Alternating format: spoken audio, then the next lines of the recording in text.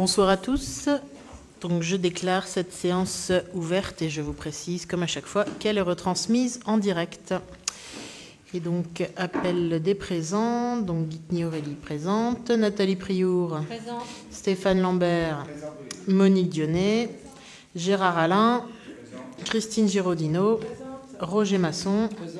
Constant Chauvet, présent. Isabelle Nicolas, présent.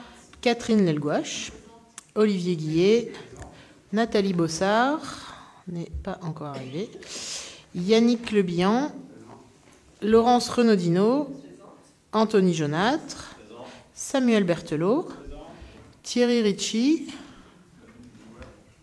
il a donné pouvoir, pardon, excuse-moi, David Binet, pardon.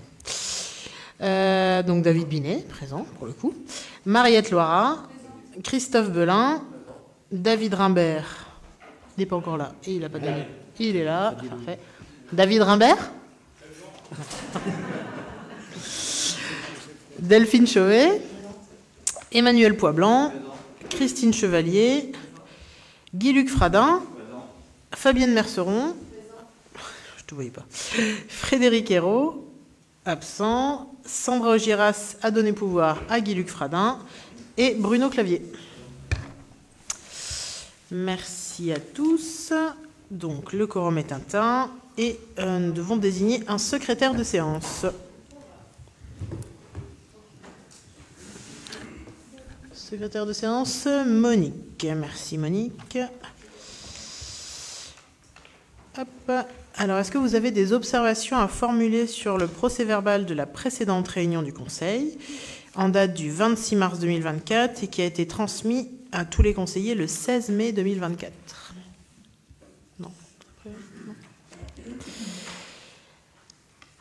Donc, le PV est adopté. Oui, est-ce qu'il y a des oppositions, des abstentions? Donc, il est adopté à l'unanimité.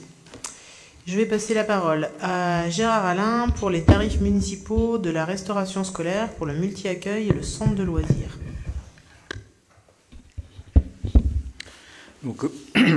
Donc, il convient de fixer les tarifs de la restauration des repas au multi-accueil et au centre de loisirs correspondant comme ci-dessous. Donc, comme nous sommes passés en régie là, depuis un an, on avait, en même temps que le passage en régie, on avait voté des tarifs de restauration scolaire pour le multi-accueil. Et là, il convient de revoter ceux qui seront appliqués au mois de septembre. Donc on a fait une augmentation comme le reste de la cantine scolaire entre 2 et 3%. Donc vous avez les tarifs là, pour les pique-niques et salades pour la LSH 4,60 €, 5 repas. Des repas avec 5 éléments pour la crèche et pour la LESH 4,60 €, le personnel périscolaire 6,70 € et le personnel de la pause méridienne 5,95 € comme les employés communaux.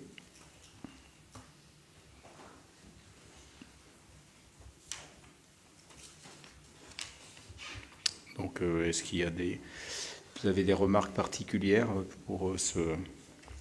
par rapport à cette augmentation et à ce nouveau tarif qui sera appliqué à la rentrée de septembre?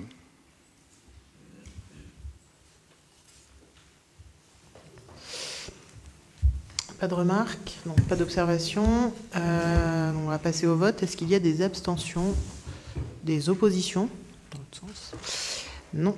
Donc ces nouveaux tarifs sont adoptés pour la restauration scolaire.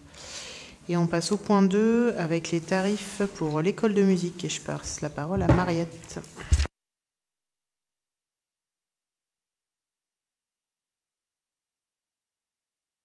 Proposition de la commission culturelle, il est demandé au conseil municipal d'arrêter les tarifs de l'école de musique municipale de musique pour l'année scolaire. Les tarifs avaient été passés lors d'un conseil précédent. Mais en fait, il y a des tarifs qui sont votés à l'agglo et donc c'est pour ça qu'on a attendu d'avoir les votes de l'agglo pour pouvoir les passer tous ensemble, en fait, tous les tarifs de l'école de musique. Alors, il y a un tableau avec beaucoup de chiffres.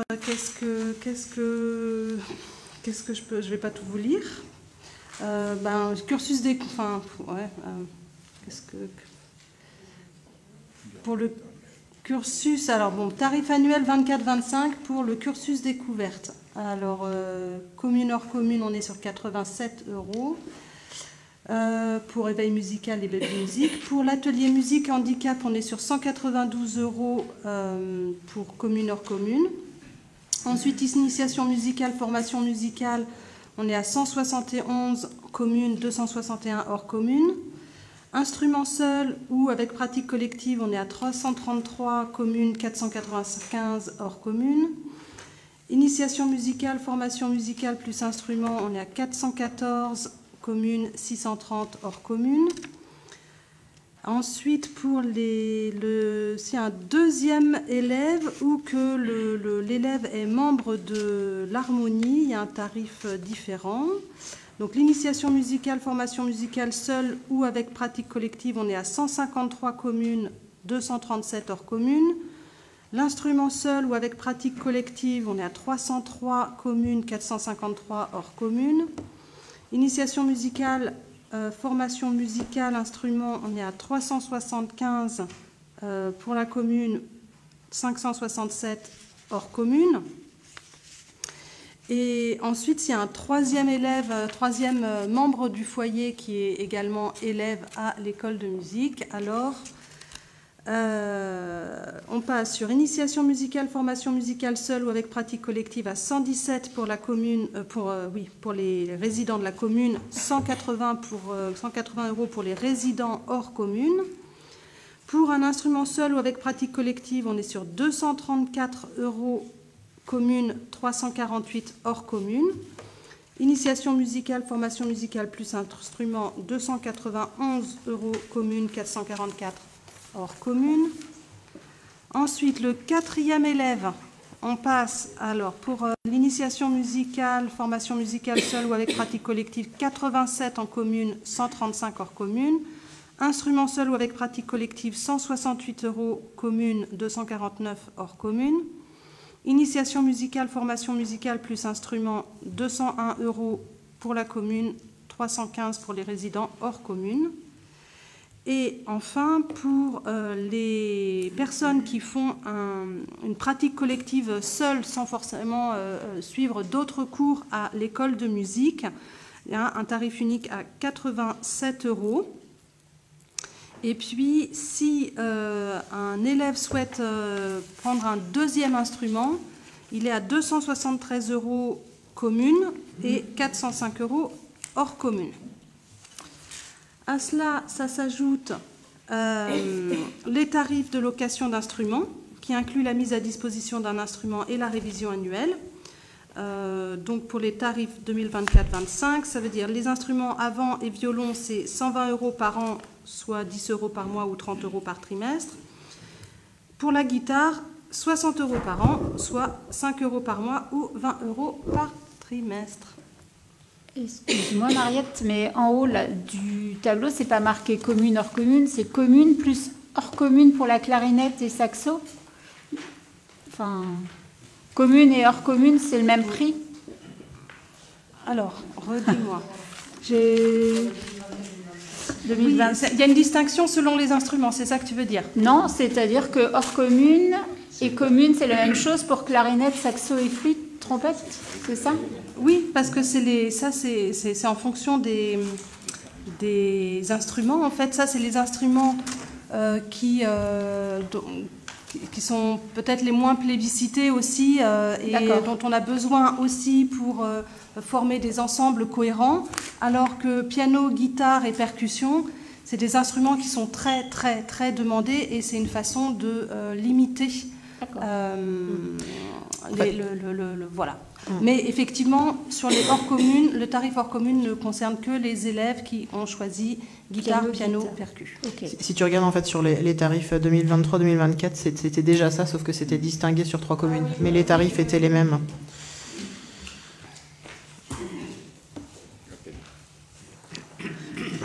Sur l'instrument seul en tout cas.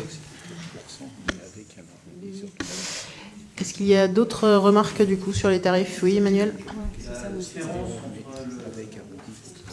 le hors commune et le commune, c'est la prise en charge de la commune ou c'est juste qu'on monte les prix sur le piano et la guitare? On monte les prix. On monte les prix, c'est pas une prise en charge. Dans tous les cas, le reste à charge pour la commune, en moyenne, alors tout élève confondu, hein, si on ne fait pas de distinction, mais en moyenne, un reste à charge pour la commune, pour un élève de l'école de musique, c'est 1 000 € par an. Donc, en fait, on demande aux familles une contribution. Comme on a beaucoup de demandes sur piano, percu et guitare, du coup, la contribution qui est demandée est supérieure. Aussi, c'est une manière aussi un petit peu de favoriser les autres instruments par rapport à cela. Voilà. Et c'est bon, il y a aussi il y a plein d'offres, il y a plein de demandes, mais il y a aussi plein d'offres pour ces instruments-là. Ok, est-ce qu'il y a d'autres remarques, d'autres questions? Eh bien, nous allons passer au vote. Est-ce qu'il y a des oppositions à ces tarifs? Une opposition? Oui. Est-ce qu'il y a des abstentions? Ok. Et on va donc passer au point 3, l'admission en non-valeur. Ah, c'est bon. En vertu des dispositions réglementaires qui organisent la séparation des ordonnateurs et des comptables, il appartient au receveur, agent de l'État, et à lui seul de procéder, sous le contrôle de l'État, aux diligences nécessaires pour le recouvrement des créances. Donc, je vous indique que l'état des restes à recouvrer établi par la trésorerie de Pornic, comptable de la commune, présente des créances communales pour l'année 2019 à 2020. Ces titres de recettes n'ont pas pu être encaissés par le comptable du Trésor après avoir épuisé toutes les procédures de recouvrement. L'état de ces titres irrécouvrables concerne des créances de loyer des locaux au centre de santé polyvalent de Sainte-Pazanne sur 15 mois pour un montant total de 10 590 €. En effet, un jugement de clôture pour insuffisance d'actifs de l'association concernée a été prononcé par le tribunal de grande instance de Nantes le 18 octobre 2022. Il est proposé au conseil municipal de se prononcer sur cette admission en non-valeur qui donnera ensuite lieu à l'émission d'un mandat ordinaire à l'article 6542, perte sur créance irrécouvrable du budget principal de la commune. Vous vous rappelez un petit peu, si on revient en arrière, donc les difficultés qu'a connu le centre de santé, qui était donc très déficitaire au moment de sa dissolution. Et donc voilà, parmi les créances qui n'ont pas pu être couvertes, il y a donc ces loyers sur 15 mois. Voilà, est-ce qu'il y a des questions? Non, et si on passe au vote, est-ce qu'il y a des oppositions? Des abstentions? Donc on va admettre en non-valeur ces produits irrecouvrables pour 10 590 €. Et je vais maintenant passer la parole à Roger Masson pour une subvention APE, à l'association des parents d'élèves du collège Olympe de Gouges. Un petit oubli dans un précédent conseil. Par délibération numéro 14 en date du 20 février 2024, le conseil municipal a attribué les subventions aux associations.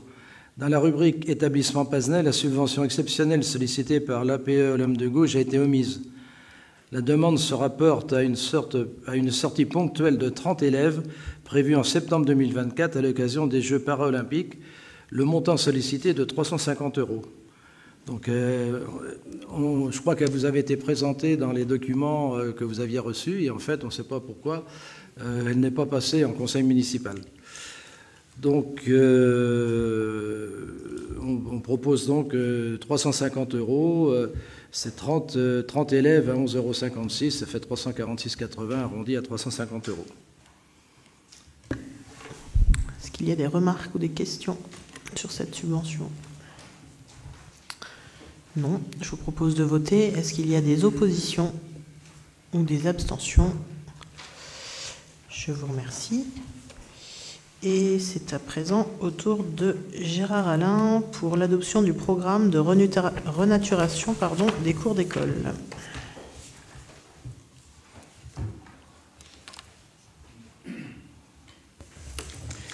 Les enjeux climatiques actuels nous imposent de repenser la place de la nature dans la centralité et en particulier dans les lieux de vie des enfants. La renaturation apparaît comme un levier pour questionner nos modèles de cours d'école en réintroduisant des espèces vivantes. La commune a tout d'abord été accompagnée par le Conseil d'architecture, urbanisme et de l'environnement, le CAUE 44, pour définir avec les équipes pédagogiques et 2 classes élémentaires et 1 maternelle les grandes orientations.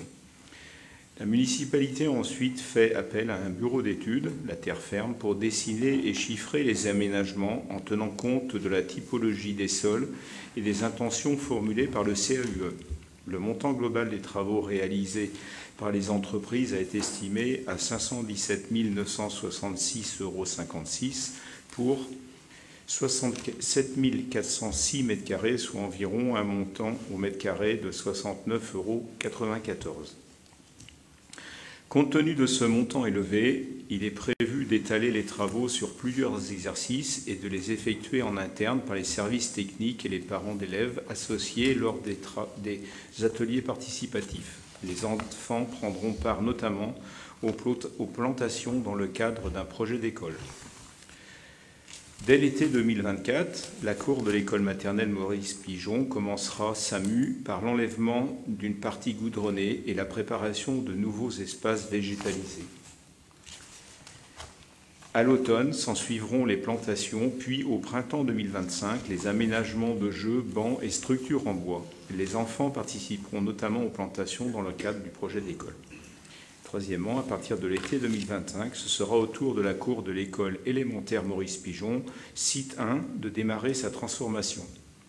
L'implication des enfants sera plus importante sur la délimitation des zones, ainsi que sur le choix des plants et plantations. Ce projet contribue à lutter contre les îlots de chaleur en agençant des zones d'ombre et en facilitant l'infiltration de l'eau dans le sol, tout en améliorant le cadre de vie des enfants. 20% des 11 000 m² de surface sera ainsi désimperméabilisé. Il est proposé au conseil municipal de s'engager sur le programme de travaux indiqué. Bon, ça fait un bout de temps qu'on en parle de ce projet. Là, ça commence, ça va se concrétiser avec donc les différents enjeux. Donc c'est un montant qui est très très important. Qu'on va faire en partie en interne, alors ce qui ne va pas forcément nous ouvrir à toutes les subventions, mais on a fait des calculs aussi, et si on peut prétendre à des subventions, il faut qu'on prenne cette délibération en fait pour pouvoir y prétendre. C'est pour ça qu'on vous la présente ce soir, en plus d'être un point d'étape de l'avancée des travaux, de la réflexion en tout cas. Est-ce qu'il y a des questions, des observations? Oui, Emmanuel? Est-ce qu'on a fait une estimation du coût d'entretien? Non, il n'y a pas eu d'estimation de fait du coût d'entretien. Aujourd'hui, on s'est focalisé sur la désimperméabilisation et le choix de faire des plantations plutôt que d'avoir du goudron dans nos cours d'école. Mais après, le gros des travaux qui va être mis en place, donc c'est pour ça qu'on va le faire sur plusieurs phases. Donc ça va nous permettre aussi de mesurer un peu déjà l'engagement, parce qu'il faut qu'on ait un engagement assez important des parents et du corps enseignant pour pouvoir arriver au bout des travaux. Et ça va nous permettre, en faisant sur plusieurs années, anticiper justement ces coûts d'entretien. Parce qu'aujourd'hui, on ne sait pas ce que ça va nous coûter. Ça va surtout être de la végétalisation. Donc on va mettre des arbustes, on va mettre des arbres, on va mettre de l'herbe. Là, c'est ça qu'on va mettre en place. C'est cet entretien qui va être à programmer. Mais il n'y a pas eu de... c'est une chose qu'on n'a pas regardée pour l'instant. Ça n'a pas été chiffré en tant que tel. Après, c'est l'intérêt aussi de travailler en interne et pas avec une équipe qui va venir faire un aménagement qui va partir après. Là, du coup, on va avoir des équipes qui vont être vraiment au cœur du projet et qui vont aussi pouvoir se projeter, eux, sur ce que ça va leur demander comme travail en plus. Voilà, il y a quand même une grande partie qui reste pour des questions et de circulation et d'utilisation de la cour en enrobé. Après, sur les parties qui vont être désimperméabilisées, effectivement, l'idée, c'est bien de limiter l'entretien et aussi de permettre l'acceptabilité, comme le disait Gérard, pour les familles et le personnel enseignant. Et ce premier travail qui va être fait à la maternelle va aussi nous servir de test pour voir les matériaux qu'on va pouvoir mettre en place dans les autres cours. Hein. Ça va aussi nous servir d'expérience pour voir, parce qu'on va avoir une année à peu près de temporisation, une année et demie, donc on pourra déjà avoir un aperçu de ce qu'on peut utiliser et ne pas utiliser pour les futurs aménagements. Est-ce qu'il y a d'autres questions? Observations? On va passer au vote. Est-ce qu'il y a des oppositions? Des abstentions? Merci.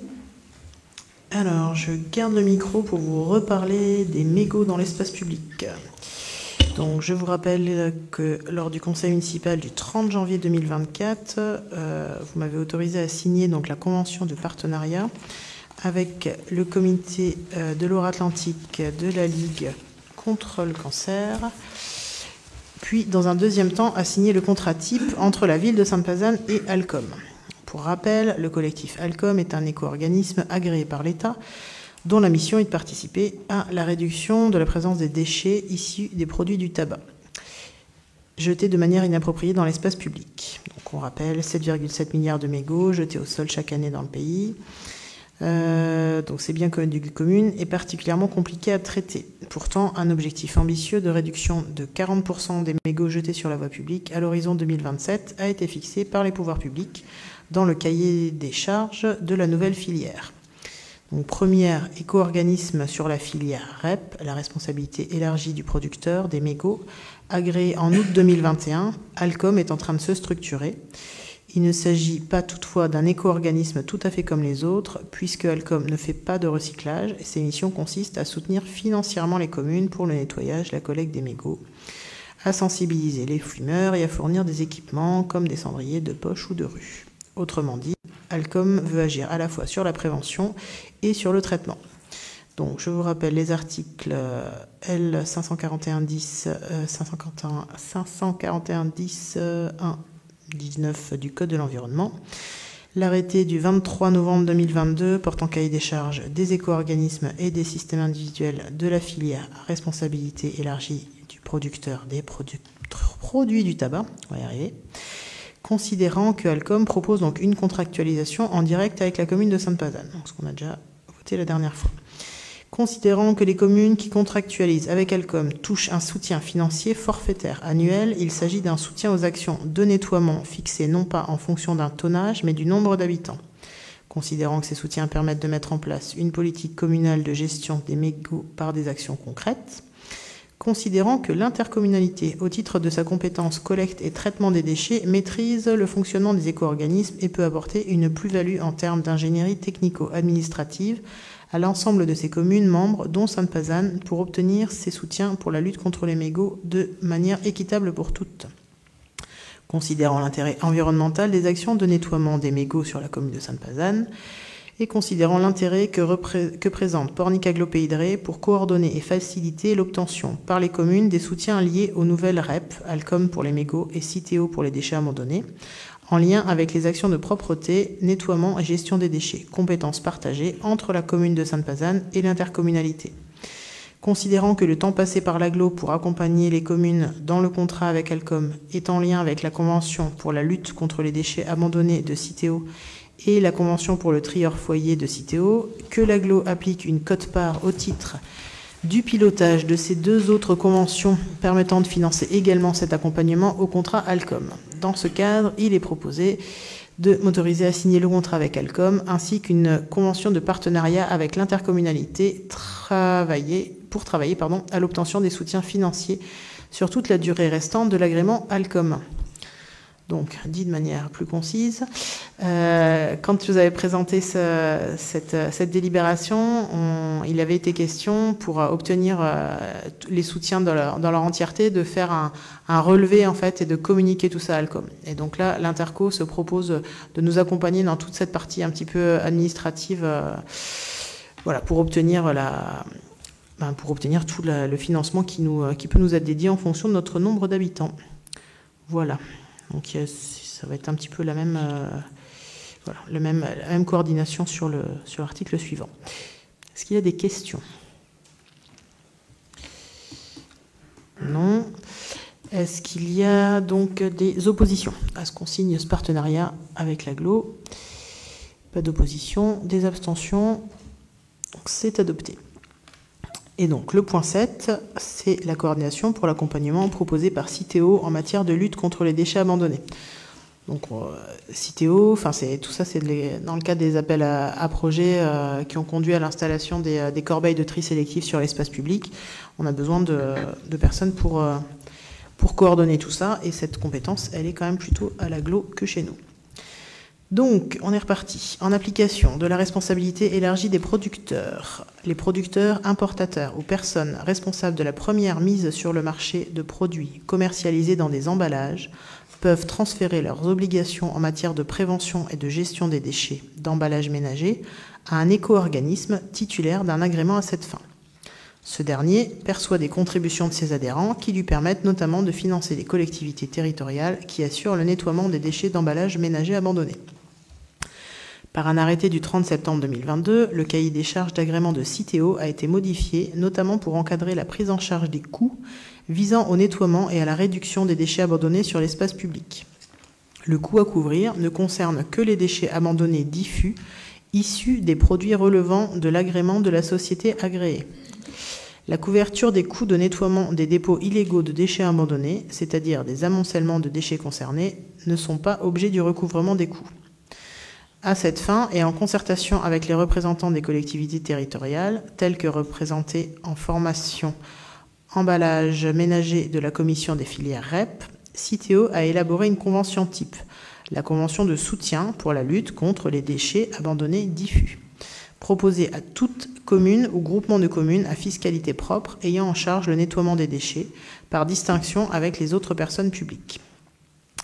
Quant à elle, Pornic-Aglo Pays de Ré assure, dans le cadre d'une action du groupement qu'elle représente, des opérations de nettoiement des déchets abandonnés, ainsi que des actions d'information, de communication et de sensibilisation pour prévenir l'abandon des déchets d'emballage ménager dans l'environnement. Donc, vu le Code de l'environnement, et notamment ses articles L 541-10 et R 543-53 à R 543-56, vu l'arrêté du 5 mai 2017 portant agrément d'un éco-organisme ayant pour objet de prendre en charge les déchets d'emballage dont les détenteurs finaux sont les ménages dans les conditions prévues par les articles L 543-53, AR 543-65 du Code de l'environnement, vu l'arrêté du 30 septembre 2022 portant modification de l'arrêté du 29 novembre 2016, modifié relatif à la procédure d'agrément et portant cahier des charges des éco-organismes de la filière des emballages ménagers.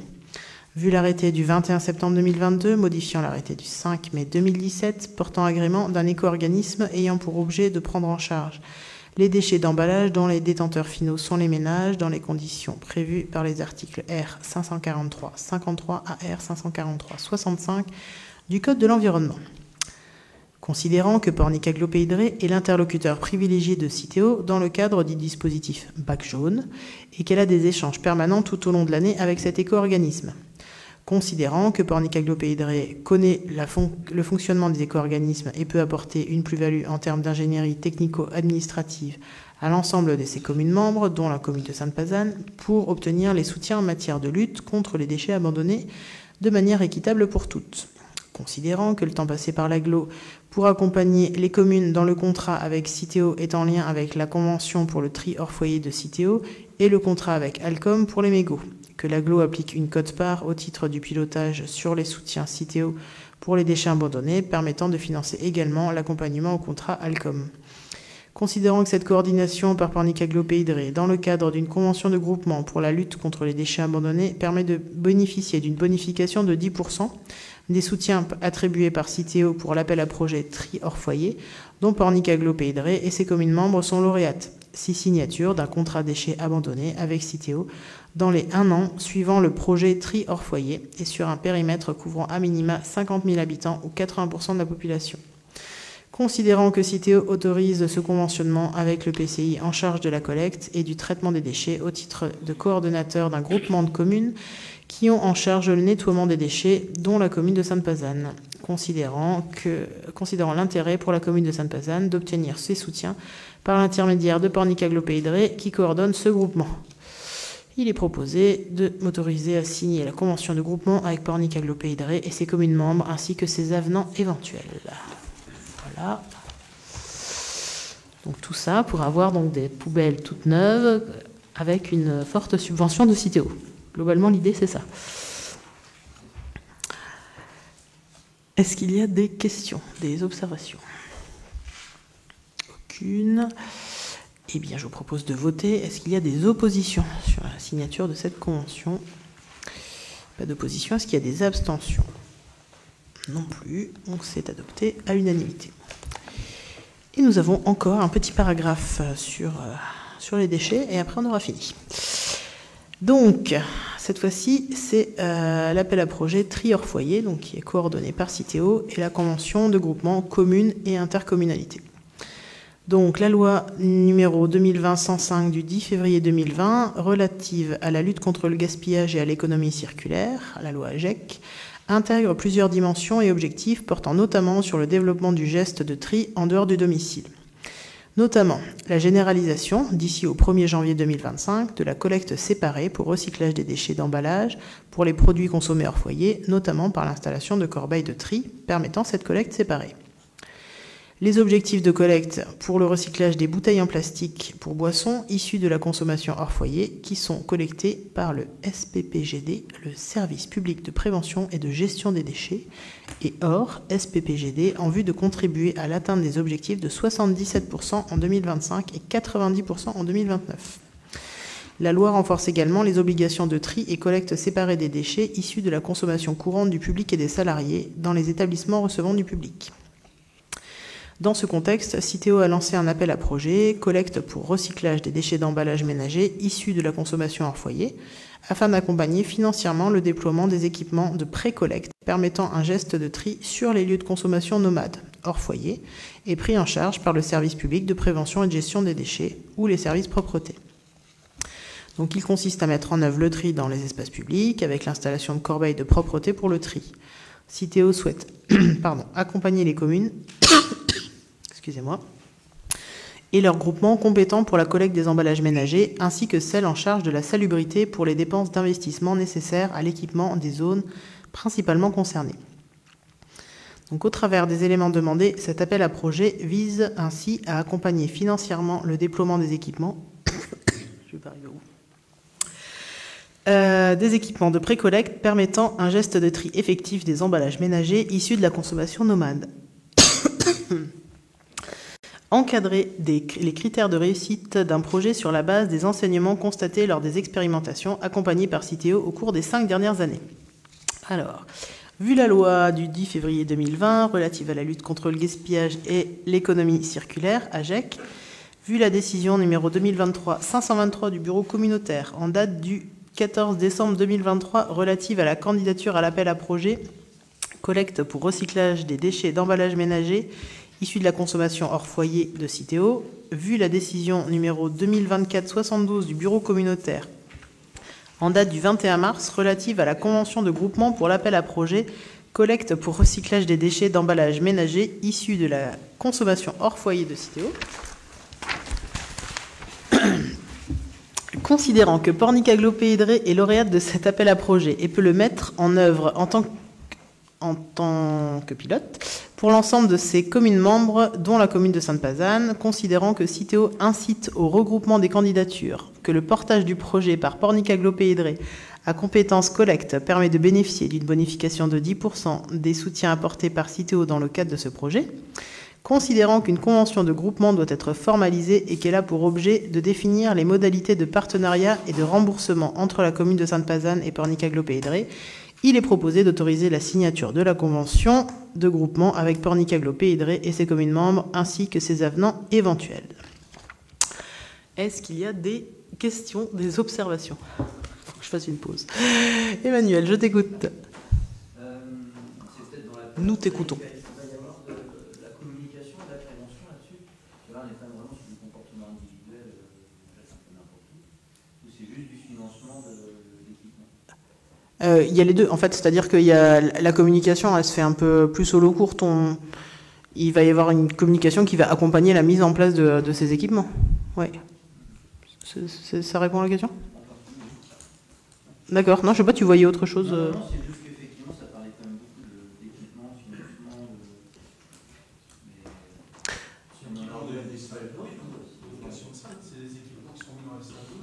Pas que. Non, là, ça va être de continuer en fait l'équipement aussi. On l'a vu sur la commune, on a un certain nombre de corbeilles qui ont été remplacées, mais pas toutes. Et on voit quand même que quand il y a des corbeilles de tri, voilà, on a des biflux, emballage et déchets ménagers, et on a quelques triflux qui sont en cours. Et en fait, on se disait notamment que les triflux avec du verre seraient pas forcément très utilisés du fait des points d'apport volontaires qui sont présents sur la commune. Et en fait, on voit que quand ces équipements sont proposés, ils sont utilisés, en fait. Donc, voilà. Voilà. Mais effectivement, la question se posera sur nos salles aussi. Effectivement, il y a du tri globalement dans la plupart des salles. Hein, donc, mais il y a peut-être une réflexion plus poussée à avoir. D'autres questions, observations? Eh bien, on passe au vote. Est-ce qu'il y a des oppositions à signer cette délibération? Non, donc pas d'opposition. Des abstentions? Non plus. Donc c'est adopté. Et je passe la parole à Stéphane Lambert pour la création du service commun ingénierie territoriale sur les documents d'urbanisme. Les établissements publics de coopération intercommunale et leurs communes ou membres se trouvent aujourd'hui impliqués plus que jamais dans une logique de coopération, de mise en cohérence de leurs actions et d'optimisation de leurs moyens au service des projets du territoire. L'article L. 5211-4-2 du CGTC précise qu'en dehors des compétences transférées, un établissement public de coopération intercommunale à fiscalité propre et une ou plusieurs de ses communes membres peuvent se doter de services communs dont le terme font l'objet d'une convention. Dans ce cadre, la communauté d'agglomération et les communes la Bernerie, Chaumoret, les Moutiers-en-Ray, la Plaine-sur-Mer, Pornic, Port-Saint-Père, Préfaille, Rouen, Saint-Hilaire-Chaléon, Saint-Michel-Chef, Sainte-Pazanne et Vue ont décidé de créer, à compter du 1er janvier 2025, un service commun ingénierie territoriale sur les documents d'urbanisme. L'objectif est de structurer un service permettant aux communes adhérentes de bénéficier d'une ingénierie territoriale relative aux documents d'urbanisme, plans locaux d'urbanisme, donc les PLU, et d'assurer une coopération territoriale renforcée en matière d'aménagement du territoire, à travers un accompagnement sur les procédures de révision ou d'évolution d'un document d'urbanisme communal réalisé avec le concours d'un bureau d'études, la réalisation de procédures en régie lorsque le concours d'un bureau d'études n'est pas nécessaire, une veille et un suivi de l'application du document d'urbanisme communal. Dans ce cadre, une convention portant mise en commun du service ingénierie territoriale sur les documents d'urbanisme a été élaborée afin de définir l'objet et les modalités de fonctionnement de ce service commun. Elle prévoit notamment qu'une commune souhaitant intégrer le service commun doit formaliser sa demande d'adhésion avec un préavis minimum de 6 mois avant la date souhaitée d'intégration du service commun. Une commune souhaitant quitter le service commun doit formaliser sa demande de retrait après une période d'adhésion minimale de 3 ans et à l'issue d'un préavis de 12 mois avant l'entrée en vigueur de cette résiliation. Le portage du service commun relève de l'EPCI. Néanmoins, en fonction des missions réalisées, le service commun est placé sous l'autorité fonctionnelle du président de l'EPCI ou du maire de la commune. La communauté d'agglomération détermine le coût unitaire de fonctionnement qui comprend les charges de personnel ainsi que les frais généraux du service. Les coûts de fonctionnement du service commun sont partagés comme suit. La communauté d'agglomération prend à sa charge les salaires et les frais généraux de fonctionnement liés aux responsables du service commun ingénierie territoriale sur les documents d'urbanisme. Le solde du coût de fonctionnement du service commun ingénierie territoriale sur les documents d'urbanisme et de la quote-part du service SIG est réparti entre les communes adhérentes selon une clé de répartition simple, lisible et pertinente, basée sur la population DGF avec une dégressivité du coût rapporté à la population. La création de ce service commun s'inscrit ainsi dans une logique de solidarité intercommunale et de mutualisation des moyens. Vu le Code général des collectivités territoriales et notamment de l'article L5211-4-2 qui dispose qu'en dehors même des compétences transférées, il est possible pour un établissement public de coopération intercommunale à fiscalité propre et une ou plusieurs de ses communes membres de se doter de services communs. Vu la délibération du Conseil communautaire du 4 avril 2024, il est proposé d'adhérer au service commun ingénierie territoriale sur les documents d'urbanisme créé à compter du 1er janvier 2025 entre la communauté d'agglomération Pornic-Aglo-Pédret et 12 de ses communes membres, d'approuver la convention constitutive du service commun coordonnée par la communauté d'agglomération et d'autoriser Madame la maire à signer cette convention jointe en annexe ainsi que tout document relatif à ce dossier. Est-ce qu'il y a des questions?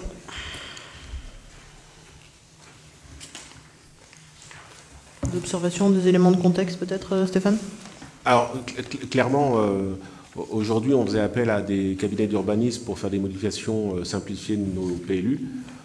Certaines modifications simplifiées ne font pas recours à des bureaux d'études, donc elles peuvent être faites, clairement, elles pourront être faites par le service d'ingénierie de Pornic-Aglo. Aujourd'hui, c'est Pierre Pignon qui nous accompagne beaucoup sur ces ingénieries-là, et pour répondre à l'ensemble des communes de Pornic-Aglo, il est disponible, mais il ne peut pas répondre à l'ensemble des thématiques.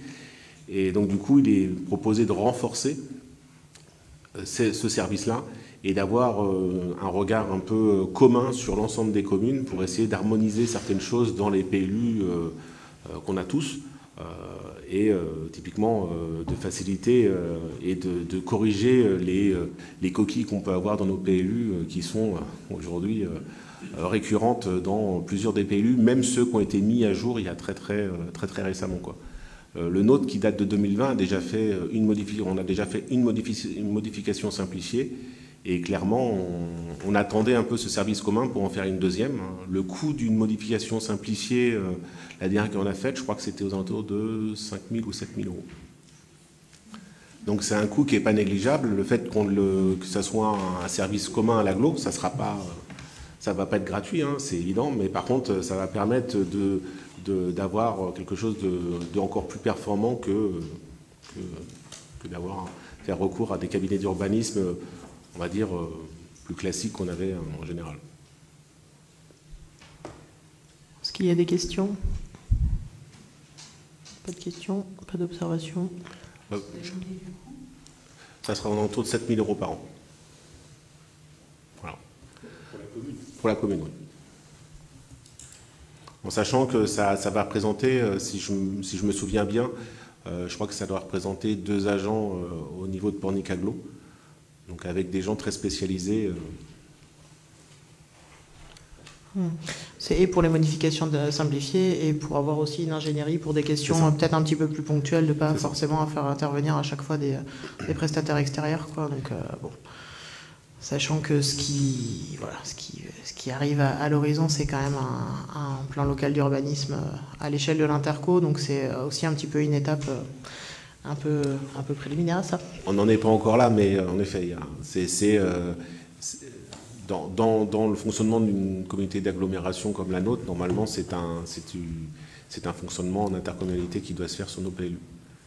Mais jusqu'ici, on déroge à cette obligation. Et l'agglo a ouvert un poste là, en ingénieur catégorie A en recrutement pour le mois de septembre. Voilà.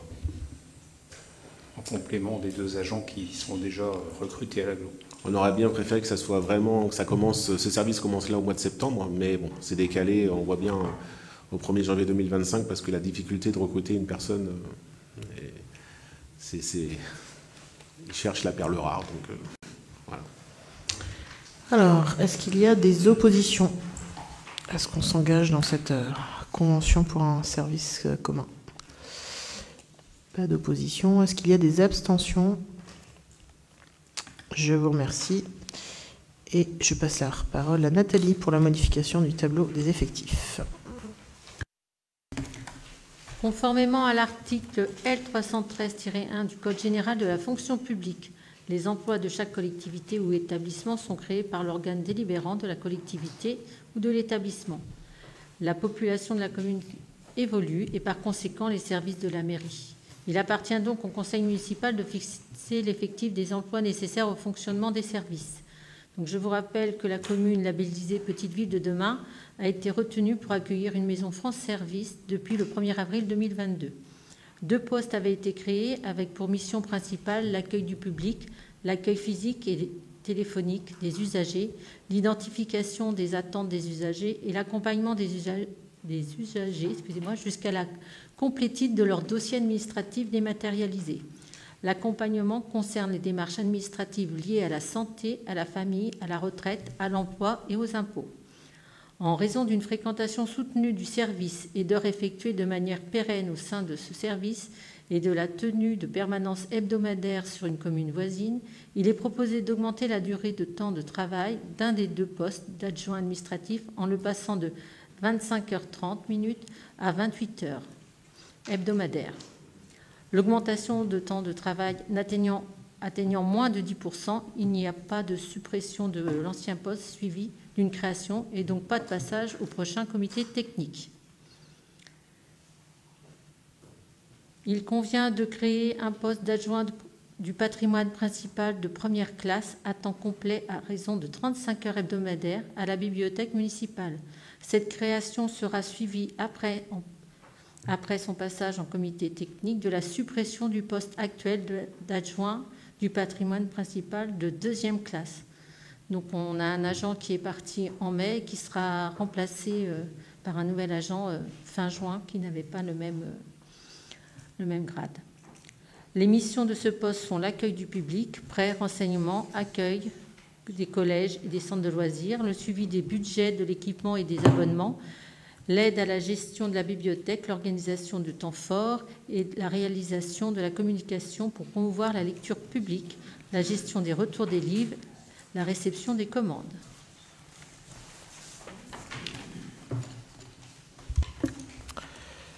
Donc on vous propose de créer donc un poste d'adjoint administratif à temps non complet à raison de 28 heures hebdomadaires et un poste d'adjoint du patrimoine principal de première classe à temps complet à raison de 35 heures hebdomadaires et d'inscrire au budget les crédits nécessaires. Est-ce qu'il y a des questions? Oui, Emmanuel. Pour le poste d'adjoint de patrimoine principal, entre l'ancien et le nouveau, c'est la même mission?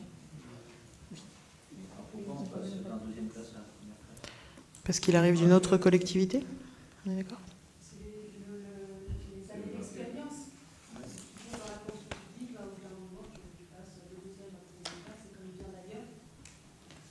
Il a acquis son expérience dans une autre collectivité, du coup il arrive chez nous, on le reprend au grade où il était dans son ancienne collectivité. Voilà. Est-ce qu'il y a d'autres questions?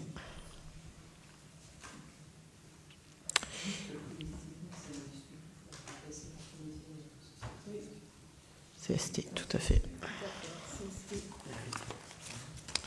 Tout à fait. D'autres questions, observations? Eh bien, est-ce qu'il y a des oppositions à ces changements, ces créations? Est-ce qu'il y a des abstentions? Je vous remercie. Donc, ensuite, les décisions de l'article L2122 du Code général des collectivités territoriales. Donc, il y a 2 délivrances et reprises des concessions de cimetières. La concession F5 et l'achat de la concession CU25. Et ensuite, on arrive sur les droits de préemption urbain. Et on commence au 16 rue de la Feuillette. Ok, on part au 38 rue des Ajoncs. D'accord. 15 avenue de la Source, le 5 rue du Loquet, 24 Le Cartron. On revient au 6 rue de la Fayette cette fois-ci. Ça bouge pas mal. On va dans l'avenue des Érables. Il y a deux petites parcelles. Donc une première et une plus grande ensuite. On va ensuite rue Roche-Blanche. Ok. Pas très loin, rue Sainte-Anne. D'accord.